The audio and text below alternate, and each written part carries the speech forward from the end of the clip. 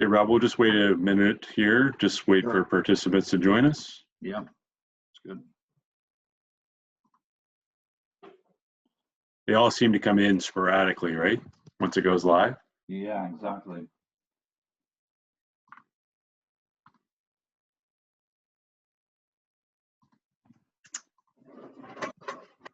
Just wait another minute here for everyone to get set up.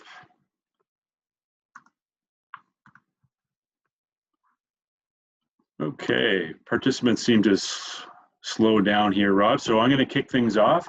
So good morning and welcome to today's Business Support Series webinar. Thank you for joining us. I'm Chris Mann, Sponsorship Specialist with the Halifax Chamber and your host today. Today we're going to be talking about a topic on everyone's minds, the digital universe. Even before the pandemic, the world of online selling and digital marketing was the norm. Now, with storefronts closed and everyone turning to online options, there's a rush to make sure your customers can find you online and shop just like they would in your store from the safety of their own homes. Getting established can be quite the investment of both time and cash, and for those already established, the competition is increasing. We'll hear from our speaker on what it takes to sell successfully in a digital world. Thank you to everyone who submitted questions for our presenter. We have a Q&A box below, so feel free to chat at any time with a question that you may have. Our presenter and guest speaker today is Rob Gorham, Managing Director of Niche Workplace Education. Rob is an adult workplace educator and has spent more than 35 years working in digital mass media. Welcome, Rob, and thanks so much for joining us today, and I'll throw it over to you. Oh, great. Thanks very much, Chris. I appreciate the Chamber having this and people coming out to hear a little bit about this topic. So this is usually, we're going to talk about for an hour, what I would usually cover in about a 40-hour course. So I'm going to try to pick out some highlights and things that I think are relevant for you. The past, as Chris mentioned, of the past 4 decades, I've been involved in watching things transition from working in the traditional media like newspaper, radio, television, to the digital world, where our focus is going to be today. While the digital world is changing at a really fast pace, as everybody knows, if there's one thing I'd like to kind of leave with you as well, is that humans basically still want the same things. You know, we have physical needs and emotional needs we want met. We want to be happy. We want to, be healthy. We want to be treated honestly and with respect and be valued. So those things, while all these things are changing around us, those basic needs that people have still need to be filled. It's just we're working in a different medium to do it. So what I wanted to do is share with you, experiences that I've had, observations I've made, and hopefully some tips and information that will be helpful to you, whether you're just kind of starting out on this path down the digital world with the e-commerce and those sorts of things, or whether you're already involved and you're just trying to sort of up your game and compete with the competition in a better way, and and focus on your customers so that you can satisfy their needs for the people that you serve. So I call this selling in the digital world, and one of the things I like to do is try to take away some of the sort of scariness for people in getting involved in this, or even increasing their investment. Oftentimes over my career of working in our digital agency, people would say, man, it costs too much to get started. It's too difficult to manage, or I can't compete with the box scores. And we've sort of seen Amazon take a big leap in all this, but it doesn't mean that small, medium-sized business cannot compete. And we'll talk about some ways that you can do that. So really getting started, you can start with as few products as you like, or a few services as you like. You don't have to make it too difficult to manage for yourself. You can let yourself get adjusted. It's kind of like wading out into an Atlantic Ocean. You go out until you feel a little more comfort with the water temperature, and then eventually you can kind of duck in. So it's about that. It's about getting comfortable with it. How do you view your e-commerce? Well, the e-commerce is really an extension of your physical store, but it usually comes with less overhead because you don't have the brick and mortars. Yeah, you may not have the same amount of staff and that type of thing involved, and things can be done more efficiently. How many people can I get into my online store compared to my retail location? So I work with some different retail customers, and oftentimes they don't even track how many people have come into their store in the run of a day, you know, but they will have statistics on how many people have visited them online. And when they do visit you online, are you engaging with them there? And how are you engaging? So your website, which is typically the funnel from which all of your social media, your email marketing, and other advertising comes into to kind of track everything, its job is to be your salesperson and to convert those browsers, those visitors, into buyers. So some of the things I wanted to talk to you today about was some lessons from history. What can we learn from what's happened in the digital world in the past, say, 20, 25 years? I want to look at some typical mistakes. So mistakes have been made along the way, and then some of the things that I still see small and medium-sized businesses struggle with. Some of the trends for 2021, which in a lot of cases they're going to be kind of carries over from the past year, the things that will continue to trend upward. Some selling tools and tips and strategies. We'll look at, you know, the different websites and your domains and your hosting and your e-commerce stores and how you utilize those and manage all the stuff that's going on in the back end. And then really critically, the customer experience. How are you engaging with your customers and how is that working? How much do you really truly know, not only what they do, but why they do what they do? And then the last piece I want to talk about is a little bit about the numbers in this pandemic world we're living in right now and how important it is to kind of take a look at all that. So some lessons from history. Let's go back to 1994 when the first browser was launched. We're going to just jump 1 year here and see our first couple of lessons. So after the first browser, look at this, Amazon arrives on the scene. Same year, basically within the same year, but it turns its first profit 7 years later. So there's a couple of things to think about here. Like Amazon just didn't see the World Wide Web appear on the scene and then decide, oh, well, this is a really great opportunity. We better jump on that and build our business this year. Amazon knew the worldwide. It was keeping track of what was taking place with the technology, and it was ready to pounce on the opportunity as soon as it arrived. So that's a lesson for us that we constantly have to be watching what is developing in the technological world. What are the new things coming along so that we can take advantage of them as they arise. So Amazon was ready to jump on this. And then it mentions here that it turned its first profit 7 years later. Well, it was a big company. It had investors, lots of money to invest. But with small and medium-sized businesses, you might be investing more in e-commerce or doing more things online.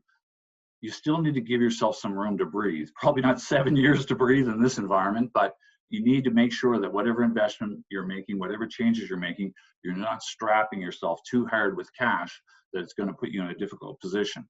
Thankfully, we're in a spot right now where the government is helping out businesses a bit, and that's helping people transition. So, you know, hopefully you're taking advantage of that.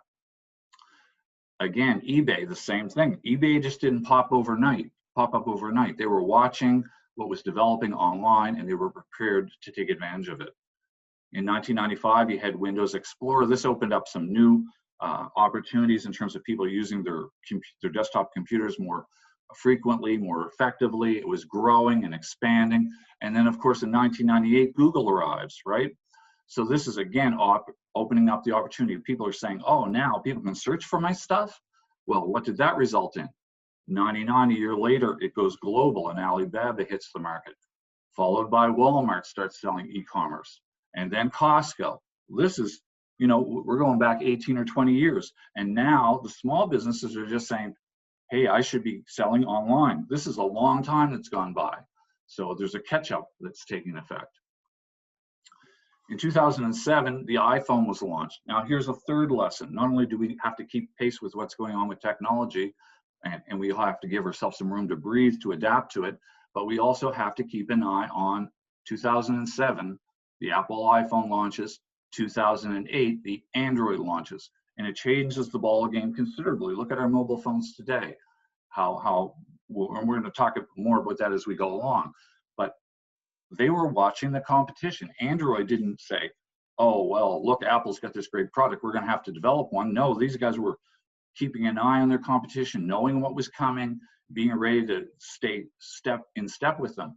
And probably some of you have watched the documentary on Steve Jobs saw how hard he was pushing to get that out the door first, because they wanted to be the one that brought the smartphone to the world and all the notoriety and all the sales that came with that. So being first to market is really important. But Android happened to launch the first tablet, which brought about the whole responsive design where everything's built, so it will fit like elastic band. It will fit on any platform. But here's the key in terms of product life cycle, right? So the early ones in will take advantage. They'll take advantage of that growth period until other adopters come in, and then the market starts to get oversaturated. The pricing goes down to supply and demand. There's a decline. So getting in early definitely has its advantages in terms of getting yourself situated, stable in the marketplace. You're viewed as a pioneer of the product. You understand the system, the market system better because you had more time in it. And so there's an advantage. Sometimes with new technologies, it's good if something new is developed, you want to maybe give it a little bit of time just to make sure the bugs and those sorts of things are worked out. So you have to look at that type of thing. But generally speaking, if you can take advantage of technology as it's arising, you'll fare much better. So some lessons from history.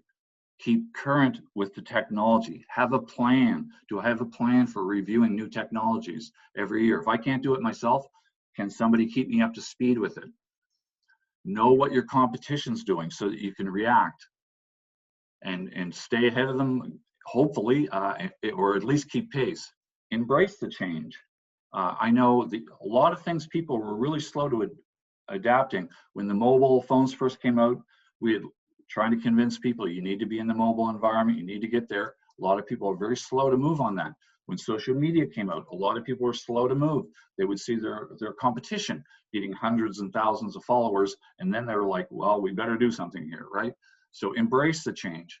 Try to get first to the market because it has its benefits, and give yourself room to breathe with whatever investment you're going to make in the digital world.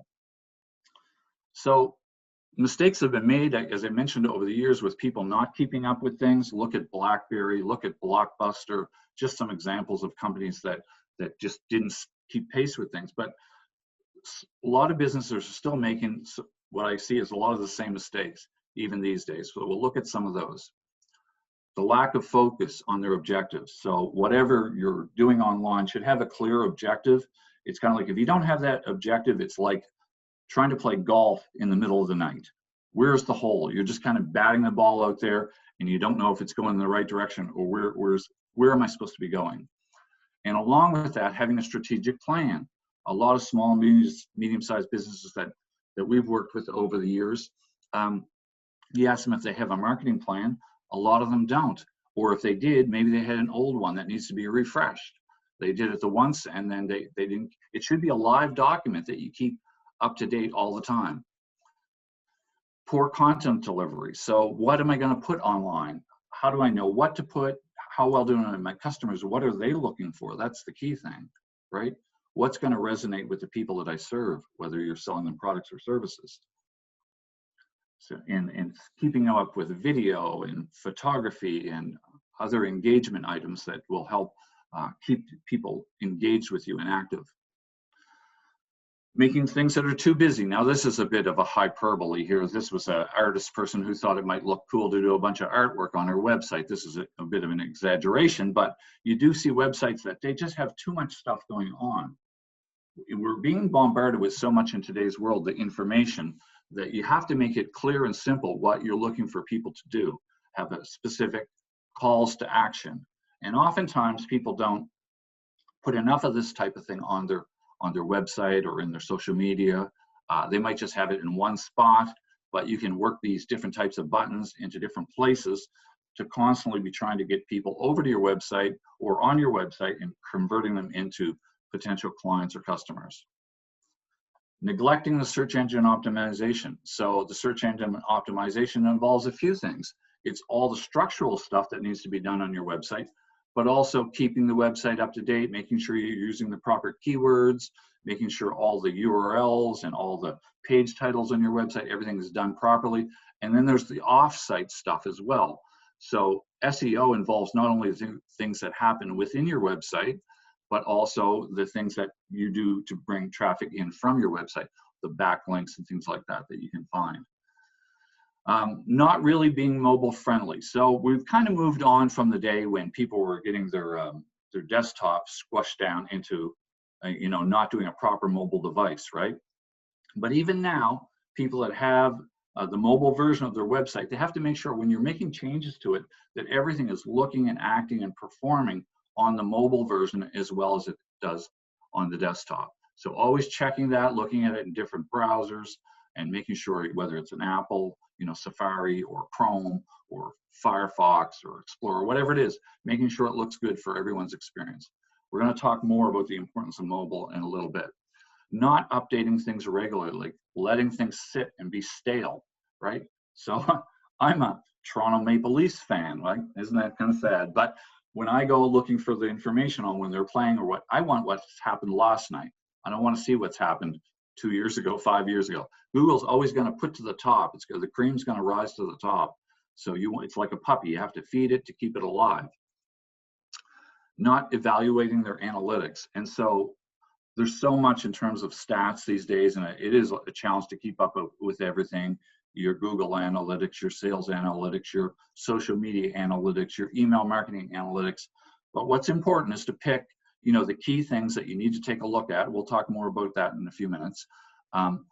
Some of the key things that you need to be evaluating, and make sure that you're looking at them in conjunction with each other. Your website, your email, your social media. You run a campaign, and how are those things kind of performing together? Ignoring e-commerce, and this is something that happened for so long. It's kind of sad to go around and see some of the places that we talked to as a digital agency about them doing e-commerce because we thought it was a good fit for them, and now going along and they chose not to for whatever reason, and see them boarded up or papered over. And this is actually an opportunity for business to avoid the slow bleed that was happening to businesses that weren't getting involved in e-commerce, and because it was just growing and growing, and more of the pie was going off in other directions. Not asking customers for feedback. That's so critical. So the statistics, all the analytics will tell you the behavioral things that what people are doing, but actually getting in touch with people and speaking to them directly or reaching out to them directly in one form or another helps you to understand the why behind what they're doing. And that's really where the gold sits, because then you can start to fill the needs of your customers and clients. Failing to get professional advice. So trying to do maybe too many things. If small business owners, entrepreneurs, you're running around trying to do a lot of different things. So it's best to figure out, well, what's the best time spent for me on my business, and what things can I delegate, or where can I find resources to get help, and taking advantage of all that. So let's talk about some trends for 2021. So e-commerce will keep growing. Now these stats, usually the stats come out in American dollars, and I have to convert them to Canadian. But this was a projection from earlier this year. So you see it rising from in Canada from 28 billion to 36, and they were looking at 40 billion this year prior to the COVID thing hitting, right? And then as soon as that struck, the forecasters were saying, well, it's probably going to go up by about 25%, and I'm sure it's topped that since then. So 25% on this would be what, another $8 or $9 million. So probably closer to the $45 billion mark already, and probably surpassed when the final numbers trickle in. So it's just going to continue to grow. The video engagement, look, it's given a whole new, our dictionary now has the word Zoom in it, pretty much. You're going to, talk to people, you're going to Zoom. Microsoft Teams, Facebook rolled out its Rooms this year. Google with its Meet. They're all trying to corral people. It's all about getting as much engagement with as many people as possible. So they're all trying to take advantage of this at the same time. This isn't going to go away. Even once things open up, this is still going to be a big part of our life moving forward. Facebook opening up its Facebook and Instagram shops, taking a run at Amazon, trying to get more people involved in what they do, right? So people ask me all the time, should I be selling on Facebook through their shops, or should I be doing through my own website, or what should I do? Well, the answer is a little bit of both, right? Ideally, this is a great, huge, big marketplace where you can introduce people to your products and services, your products primarily, but eventually you want to start to move them over. You don't want Facebook taking those revenues. You want to try to bring the loyalty over to your own website. So it's a strategy to transition from that to your site. Mobile will continue to rise. So what we're seeing more and more of is the fact that while people may be still buying 50-50 on their desktops versus their mobile devices, they're making their decision making. It's running about 80% now on the mobile device.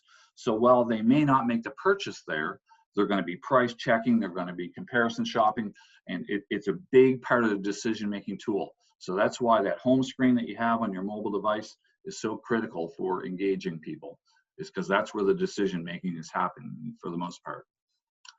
Design with mobile and design first, as I mentioned, the 80% about the decision making, but people do, customers do like the option of both shopping online, but also in the stores as well. So they call it web roaming versus show roaming. So show roaming when you're in the store, web roaming when you're in there, comparing, and they're fluctuating back and forth both ways.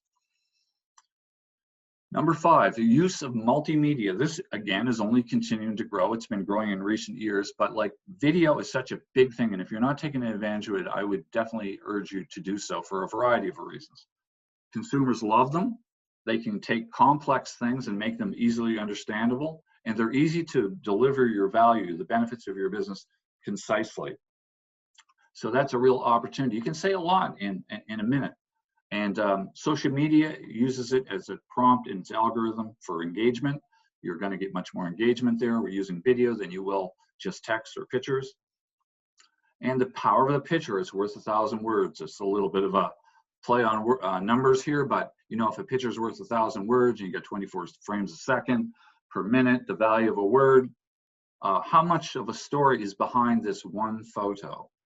One photo can say so much, right? Then there's the use of podcasts, which are rising as well. Audio. Now, this may not be a fit for everybody, but some people have done very well building their business around podcasts, especially people in the service or information industry, right? So audio podcasts are popular. People are downloading them all over the place. The app sites are growing. You don't have to have a screen to view it. You can take it while you're walking. You can take it. I see people all the time walking through the park with their either listening to music or podcasts. They got their earbuds in and they're walking about. It's less expensive to start up. You could go down to Long and McQuaid and buy the gear or rent the gear that you need to get started with a podcast. And it's easier than video. Some people shy in front of a camera. Well, at least now you're just talking and you can re-record. And there's a variety of approaches that you can do to make a podcast successful. The key thing is, it's the content that it comes down to. If you're going to do a podcast, you have to provide people with content that they're interested in listening to, potentially interesting guests if you have guests, and that's what makes your content grow and become popular. LinkedIn on the move. So LinkedIn was purchased by Microsoft in 2016. So Bill Gates didn't buy it to sit on it. There's been a lot of new innovations. There's more coming. They have new subscribers every 2 seconds. About 1% of LinkedIn subscribers post a video, but yet you'll go onto your LinkedIn page and you will see videos all over the place. Well, what does that tell you? It tells you that LinkedIn is increasing the algorithm to bring the video to the top because they know there's more engagement with it. And so I'm working with one client right now who went through her LinkedIn list, and you know how it is. Well, maybe I'll talk a little bit about that later when we come back to LinkedIn. Artificial intelligence, robots versus human. This keeps growing and growing. Any of you, some of the frustrations of maybe dealing with your banks or your delivery companies or whoever that you're dealing with these, chatbots and how frustrating that can be. It's just going to keep growing. It's a totally a financial thing. Big companies are investing heavily in AI as a way they see of cutting costs, and they're paying lots of influencers and bloggers to help convince us that it's all a great thing. It may be someday, I'm not sure. It's got to get a lot better than it is now, but I think it creates an opportunity for small business to focus on real service, to have, like, if you have an online chat that you have going with people, have a real person invested, someone in your, either yourself or someone in your staff or whatever you can do to engage with people, as opposed to people coming in and out of your website like phantom, that you don't really know what's there other than the statistics that are in the back end. Finding a way to make that engagement happen. Now, I know it takes time and it takes resources, but the competition is going to heat up so much online that you're going to have a way to stand out from the pack. And that's one way to speak to the real customers. Brand consumer alignment. This is something that even the big companies really struggle with, because consumers can be, you know, a little bit fickle, or they want their choices, they want to make decisions, and consumer opinion is changing about things all the time. So you have to be constantly aligning your brand with what the consumer needs, understanding what they need, have flexible options to provide for them. They're going to have high expectations, because if you're not delivering what they're looking for, they can find it online pretty quickly somewhere else. But local has its advantages that big companies do not. You can be more personable. You can oftentimes engage with people more face to face. Niche and micro marketing. So the finer you can tune your audience, the more successful you can focus your marketing efforts, your marketing dollars, and your people on it. So the searches get refined. You can see here, for example, if people were looking for ramen noodles, here's a good way to look for keywords. So what are the things that you're selling? Type them into Google, type them into Amazon, type them into popular search engines, and find out what are the things that are coming up with them. And you can start to utilize those, because they're saving the most popular searches. Ramen noodles Halifax, ramen noodles recipe, Sobeys, Walmart. You can utilize this type of keyword research for your own websites to help people find you. But the more you can drill down and make it very specific, the better you can answer the needs of the customers and clients. Personalizing things, making it more, putting the person right in the picture type of thing, right? Oh, jump back. And then subscription billing. So I'd like you to think too about how you're pricing what you're selling. We're seeing more and more of this approach. It's gone from like Adobe products to Microsoft products to, you used to be able to buy these things, download them, you own them, but they want it this way. They make more money, it's easier to manage, and it gives people apparently a choice, right? They can tier the pricing, which looks attractive. It's a tiered pricing approach. But there's many, many ways to go about your pricing. It's not just, here's what I paid for it, here's how much I'm going to mark it up, and then, you know, and this is what I'm going to make. There's a lot of approaches. Bundle pricing we see with the, you know, Alliance and the Eastlinks of the world. There's a variety of ways that you can set your pricing. So sometimes thinking out of the box with that can really help you in different markets. Well, so selling strategies. Knowing your industry, become an expert on what you do as much as possible. Things are changing so rapidly, it's hard to stay up with everything. But when people speak to you in your business and you understand, you can answer their questions, they're going to have more confidence. If you don't know the answer, you can find the answer, or tell them you will help find the answer, right, for it. So it's important to stay up with things. It also helps you to take advantage of things and see threats and opportunities as they come along, to understand the cycles, to understand the trends.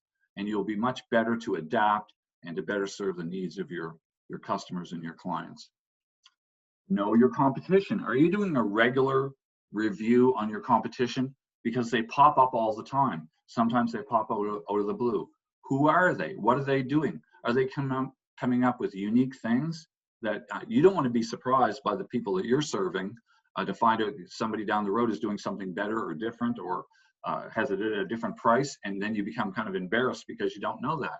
And they have much more confidence when you can kind of respond to those things. So staying on top of it, looking at the features and benefits of what your competition is explaining themselves online, or in their social media, or in their marketing material. And knowing where to pick your fights. Like, some competitors you're just not going to be able to compete with probably. So don't try to take on too much, but always be prepared. I use the example of the boxer. If the boxer takes the eye off the guy that's in the ring with him, he's going to get clobbered. He has to constantly be working and shifting and maneuvering based upon what his competition's doing. Research the competition. How do I do that? Use online directories. Look over their websites. Look over their social media. Read reviews on them. You can download their newsletters and their emails and take a look at how are they pitching the people that you're trying to serve, right? You can actually be their customers. Go buy their product, give them a phone call. How fast do they respond to emails? How fast do they pick up the phone?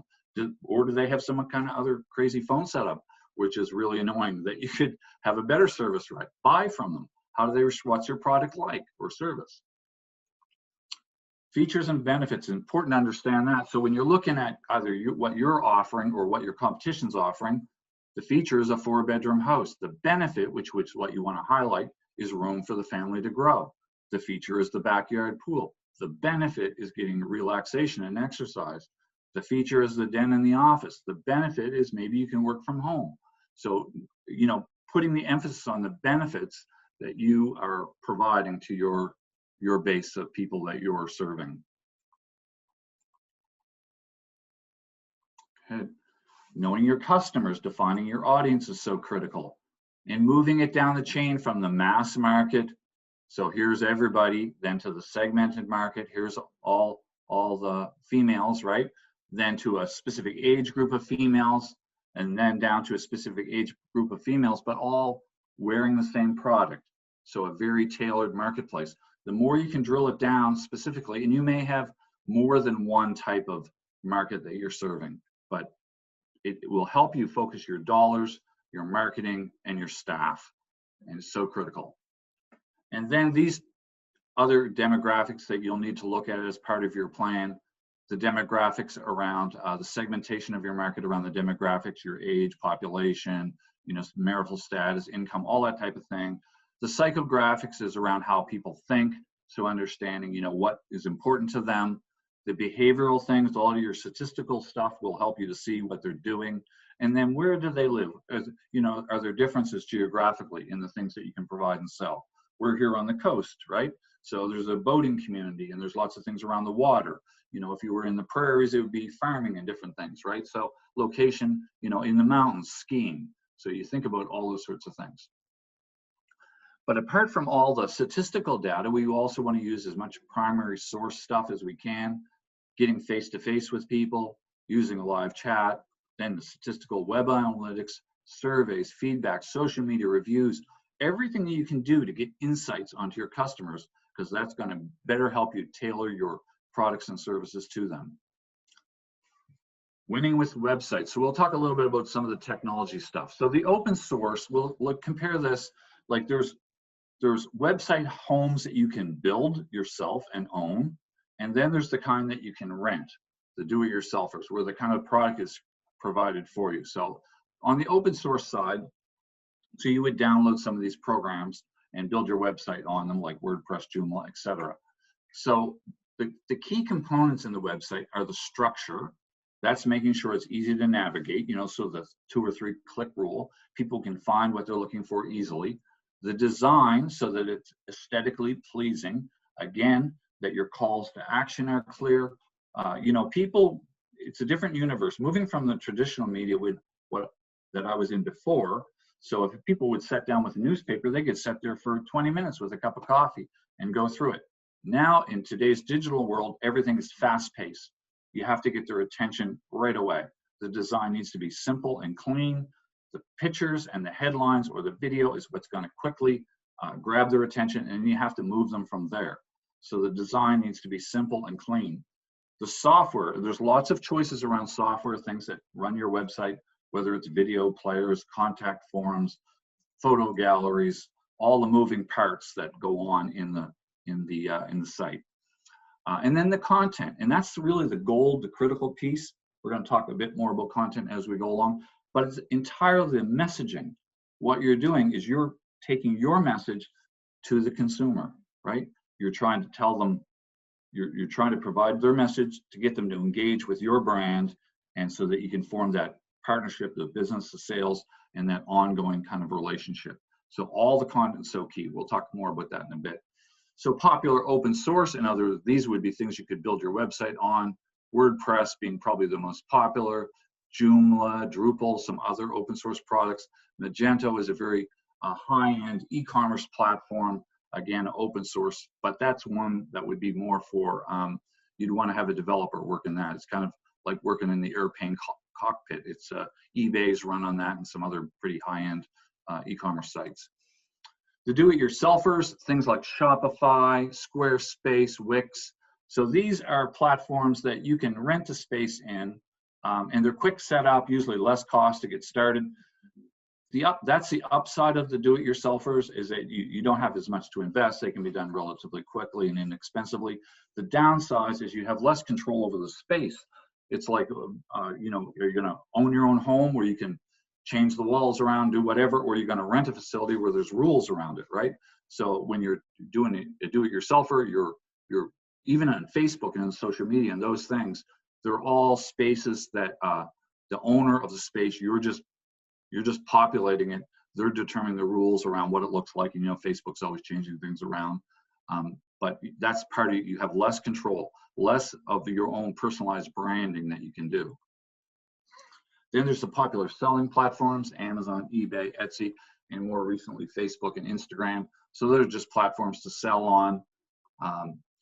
Then you have to consider your merchant processors. And there's a couple of different ways you can go with this. You can use your own bank to set up your store. Technically, there's more upfront cost in setting this up. There's more red tape, but the good side of it, I guess, is you can usually negotiate a better, and there's more time involved with it as well. So cost, time, and regulation are things that are sort of on the downside. On the upside, over time, you will save money because generally you can negotiate a better rate with your bank than you would through the third-party processors like the PayPals and the Stripes. So these ones here, relatively quick setup, easy to do, but they're going to charge you a bit more in terms of fees and rates and that type of thing, right? And then there's the other platforms that PayPal and Stripe being just strictly processors of your transactions, Shopify, Amazon, eBay, and Etsy being not only processors, but also platforms that you can put your goods into. There's a lot that goes on in this payment process. So when something breaks, we tend to go in, we swipe our card, it all happens really quick, and we think it's simple and easy. But when something goes down, what's important to know is that there's a lot of steps in this process, how it goes through the whole network. And an issue can arise at any point. So it's important that you have technical people that can help isolate where that problem is so that it can be fixed. They may not know the answer, but the important thing is to pinpoint where the problem lies so they can speak to either your credit card company, maybe it's your software producer, maybe it's your merchant bank, wherever it is to get things. Because when you're selling to people online, you know, you've been in yourself, sometimes things go down, right? You want to be able to explain what the problem is and know when it's going to be back up and running, because otherwise you have unhappy customers. Winning with domain names. So choose the best extension, stick to the well, mostly for the most part in Canada, the .ca. The .coms are kind of hard to find what you're looking for, but but also register your extension yourself. Don't have somebody else to register it for you.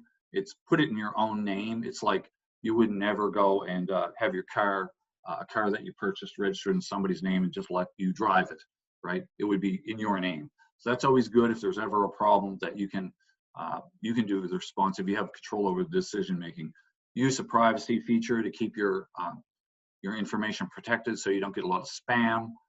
Extend the term. If you've got a domain name renewal and you're going to be in business for 5 years, just extend it out 5 years. Why worry about having to renew it every year if you're going to have it, you know, at least for 5 years or whatever the length of the term is they let you extend it to. Now, sometimes that changes a bit, but utilize that and keep your information up to date, because you don't want something expiring because your credit card information expired and now your website's down or your e-commerce store's down.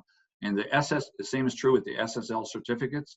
That's the secure certificate that goes with your website to make sure all the transactions are encrypted. So all the information for that renewal has to be kept up to speed.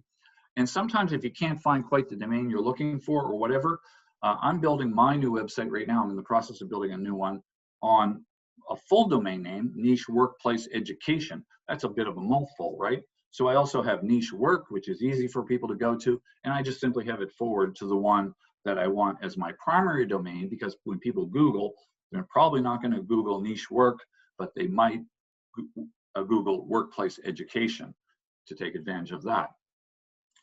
Then consider your hosting. If you're not on the cloud service, I would urge you to be there. It's faster, it's more reliable, it's a little bit more costly, but it's all about getting what you pay for. When you're on a single server and those go down, it's downtime for you while things get fixed. When you're in a cloud service, everything's replicated, so it generally stays up. Not to say that things can't happen sometimes, but more reliable, faster, and better service, a better experience for your visitors. Always check to make sure you have enough space and bandwidth, but generally speaking, companies are pretty liberal about that kind of thing right now. Make sure you have the proper protections, that your site's getting backed up on a consistent basis, hopefully daily. Also make sure all your software is up to speed, because if you don't keep your software current, that's where the hackers get in and can take your site down. And they're not, you might wonder, why would they pick my site? Hackers will experiment wherever they can find a place to break into, and that's how they learn the ropes to move up through bigger and higher targets. Make sure you have good tech support in place. I would recommend Canada. I would recommend, if you can get local tech support that's of sufficient size, you know, as opposed to speaking to some call center down in the States somewhere that's not going to care as much about your business. Probably they have millions of customers and you're just one in a million. Make sure you have access to what's called the C panel, so that way if you ever want to change your hosting, you can simply go grab your files and move on if there's a problem and you need to do something quickly. And then consider the price for everything. Be aware that there's a wide range of software out there, and you should be looking at that on an annual basis. What new software is coming on the market? Where do I find it? And, you know, like if I were to say to you, if you're building a site on WordPress or something, there's probably, you know, hundreds of photo gallery choices, you know, but work with your developer too, because they know the ones that tend to perform the best, but it doesn't, they tend to stick maybe with one that they're used to. But avoid free software. Free software does not provide support, and it's usually you run into a problem, then you've got a problem. There's a wide selection, be aware of that.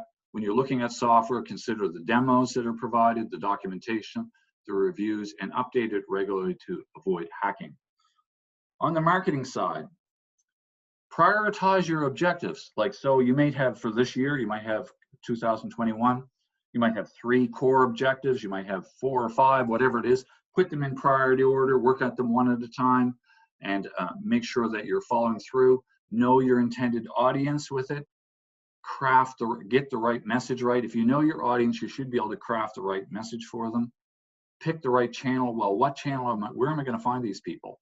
And how do I know about that? And make sure you choose the right channels. And then as you go through your campaigns, monitor and adjust. I like to suggest you have a threshold around these things. 10%. If you're getting 10% more business or 10% less business, you're probably going to have to make some adjustments. Content is still king. So developing your content for your website, be detailed and specific, timely and relevant. That's what Google's looking for. Be orientated around your audience. Create engagements with them, things that will help them to interact with you. Use rich media like video, social media, like video, audio, those sorts of things to help, and promote sharing.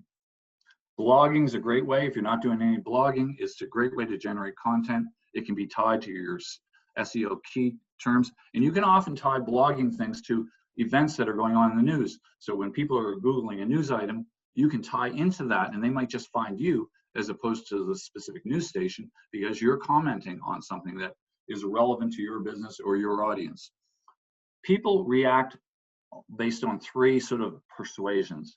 The pathos is related to the heart. Emotional, you go in to get your heart. The pathology lab, the key thing that triggers people's buying is their emotions. They might go into McDonald's and think that, well, I really should have the salad because I know logically it's probably better for me, but I'm going to have the greasy burger or the chicken nuggets, or because emotionally they want something like that, and it's overruling their head. So people will often buy on an emotional basis first. You know, they'll charge up their credit card even though they know they shouldn't, because they're looking for, you know, the new suit or the new shoes or whatever it may be. But then they want to back up that emotional decision with the logical. So you need to justify. So you're going to give them an emotional reason why they should buy your product or service, and then you want to back it up with some logic. And then the final, these are all from Greek words. So pathos, pathology, logos is logic, ethos, ethics. So you want to build trust and credibility with them, and that helps reinforce all that. And you'll see these kind of persuasions rolled into just about all advertising you watch on television or anywhere else.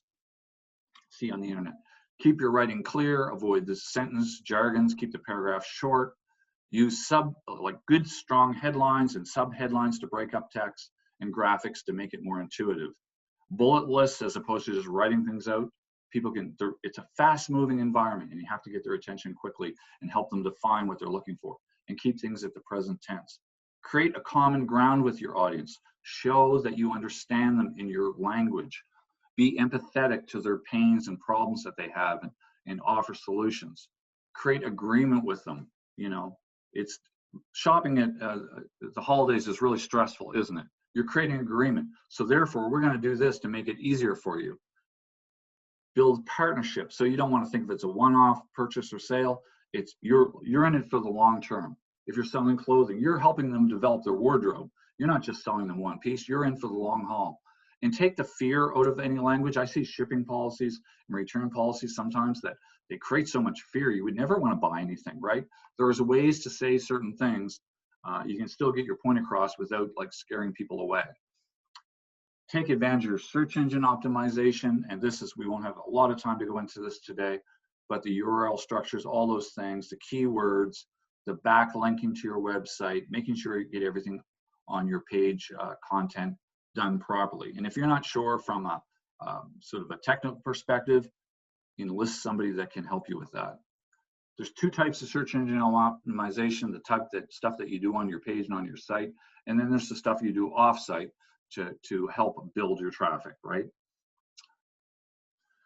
Internal content, keep it fresh and detailed, because that's what Google's looking for. And then there's the structural stuff. So if you were to right-click on your web page and go to View Source, you would see your page titles there. You would see the keywords and the meta descriptions. Make sure those are changing and to reflect what's on the page of your website, that it shouldn't be the same thing repeated over and over again. Google's treating it like an index. It wants to know what's on every page, so it needs to be done properly. And this is what they see in the results, from the back coding to the front Google search. Also take advantage of keywords and key phrases that more people are speaking into their phones now. So if you can use your frequently asked questions to answer things that people would typically ask, often that will pull you up in a Google search over somebody else. So come back for the frequently asked questions. Take advantage of Google search options, including My Business, which allows you to have all this great stuff on the side if you're not already registered for that. All this free exposure, and obviously be found in Google Maps. Take advantage of those things. Talk about the big four in the social media world: Facebook, YouTube, Instagram, LinkedIn. So these are, I would say, the ones that you want to concentrate on. Facebook's rolling out its shops. Take advantage of the video. Instagram is the rising star, or the really darling, especially amongst the younger crowd, in that very visual. And LinkedIn, the business-to-business audience. You can do really fantastic things filtering organically to grow your network. I have a client that did some research on her LinkedIn network. She had 1,200 people in her network, but she only had 20 that were part of her target audience. Well, I got her hooked up with some help, and now she's got, in just a matter of a few weeks, she's got 700 that are now part of her target audience in LinkedIn. And probably by the end of the year, we'll have half of her target audience will be in her LinkedIn network. Email marketing, a great way to stay top of mind, to build relationship with your customers and be cost effective, and keep an eye on your analytics. So these need to keep them a single call to action. Don't confuse people with a bunch of different things. Have it simple. Don't overdo the frequency. In fact, give them options. If you can use programs that will have an app, give them options on how much they want to receive your emails or not. It's better than them unsubscribing altogether. Know your analytics around that and what the click-throughs and the opens and the traffic and all that means, and keep the mobile in mind. It's got to look good on the mobile phone. Customer experience. This is what Steve Jobs says: get closer than ever to customers, so you can tell them what they knew, what he did say, what they need before they realize it themselves. The customer experience happens all the way from their first looking at you to testing, maybe they're visiting your website, to the buying, to the using, to fixing their problems and deciding whether to repurchase or not. So your brand has to be out in front of them every step of the way. Common customer complaints, you want to avoid all these pain point stuff. Know your customers, things that they don't like, and what to avoid. Keep it centered on your customer, customer-centric, focused on the customer, design with them in mind. Jobs also said that he always built knowing what the customer wanted first and build to that rather than build something they think is cool and then try to sell it. Customer experience, examine your offer, solve any potential irritants that may be involved with it, create new values for it, and keep things simple and communicate all that to your customer. Customer experience, it says 80% of businesses expect to compete in this realm. It creates 1.6 times the brand awareness if they have a good experience.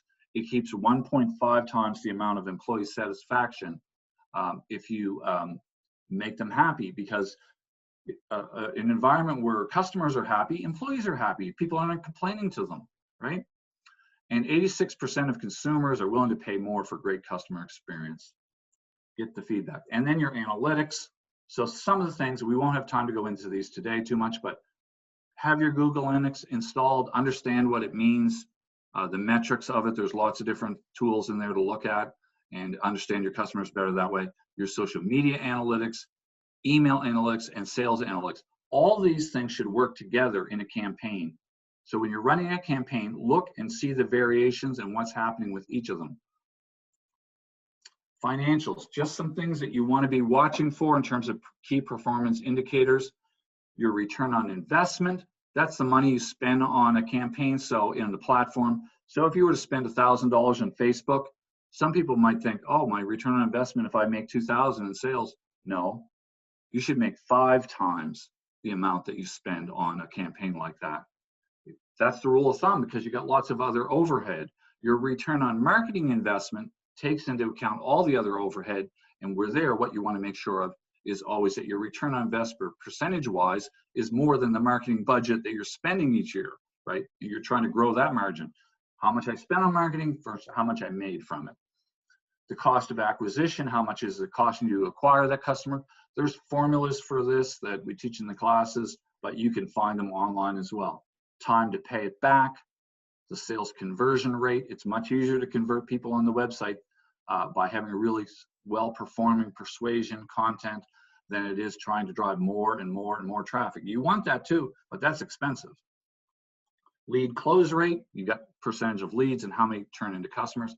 And then the net promoter score, which is doing surveys of how well your customers are responding to your service. Do they like you? Do they not like you? Are they somewhere in between? Your operations, look at this. There's 2 things that happen in business operation. You have all the high-end stuff as a business owner on the little chart on the left, the leadership, the values, the vision, the mission. But then there's all the day-to-day stuff, finding the business, doing the business, planning it, strategically managing it all. People can get so, especially small entrepreneurs, they can get so focused on the day-to-day stuff that they stop forgetting about the high-level thinking on their business. You've got to buy out time for that as well.